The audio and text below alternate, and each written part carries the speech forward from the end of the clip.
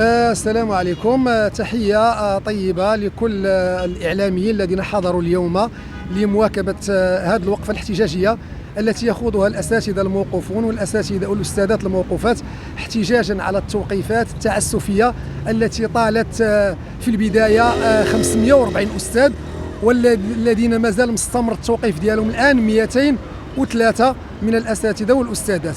هذه التوقيفات التي نعتبرها توقيفات غير قانونية وتوقيفات غير دستورية وتوقيفات غير شرعية، لأنها جاءت ضد الأساتذة الذين خاضوا حقا طبيعيا في الإضراب. هذا الإضراب اللي خضوه الآلاف من رجال ونساء التعليم، للأسف تستثنى فئة من هذه الأساتذة والأستاذات ويفرض عليها توقيفات ظالمة تعسفية، توقيفات التي أثرت بشكل كبير على هؤلاء الأساتذة والأستاذات، لا على المستوى المادي ولا على المستوى المعنوي. التوقيفات اللي توقفت معها الأجور ديال الأساتذة، وعانات الأسر ديالهم وعاناوا الأبناء ديالهم، منهم اللي عندهم التزامات بنكية، منهم اللي عندهم الكرام، منهم اللي عندهم التزامات عائلية كثيرة. وبالتالي نحن الآن نطالب الوزارة ونطالب الناس اللي عندهم المتعقلين في هذه الدولة على أنهم يحكموا صوت العقل ويحكموا صوت الحكمة ويرجعوا هذه الأساتذة إلى مقار عملهم، لأن الأستاذ مكانه الطبيعي هو القسم، مكانه الطبيعي أمام تلاميذه، مكانه الطبيعي هو واجبه التربوي، ماشي الشارع، ماشي الوقوف الاحتجاجات في كل مرة.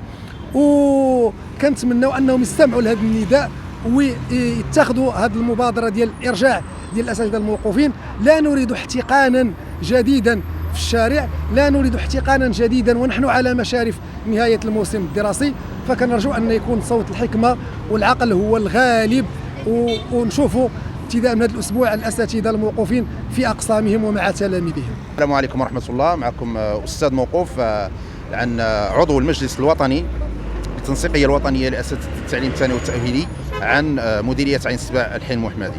اليوم نحن أمام مقر الأكاديمية الجهوية للتربية والتكوين اللي جات الدار البيضاء وسطات لتنزيل البرنامج النضالي الذي تم تسطيره من طرف التنسيق الثلاثي الوحدوي الذي يضم التنسيقية الموحدة للأساتذة وأطر الدعم، وأيضا التنسيق الوطني، وأيضا التنسيقية الوطنية لأساتذة التعليم الثانوي التأهيلي.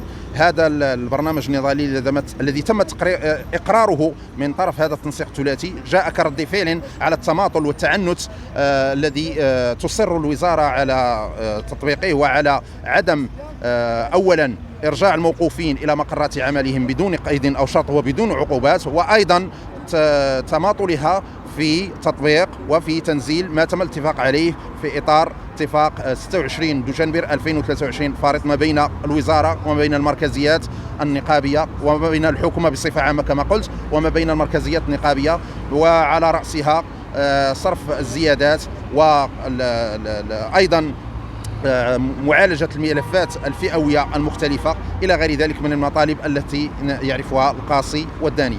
لذلك هذا الاعتصام اليوم هو رسالة للوزارة أننا ما زلنا في الميدان، وأن الميدان ما زال مفتوحا على جميع الاحتمالات، وأن المزيد من التماطل والتعنت لن يؤدي إلا إلى مزيد من الاحتقان وإلى تفجير الوضع من جديد، وهذا ما لا نتمناه، ولكن الوزارة بتعنتها تدفعنا دفعا إلى هذا المسار الذي لا نتمناه، لأننا نريد أن تعود الأمور إلى نصابها. وشكرا لك.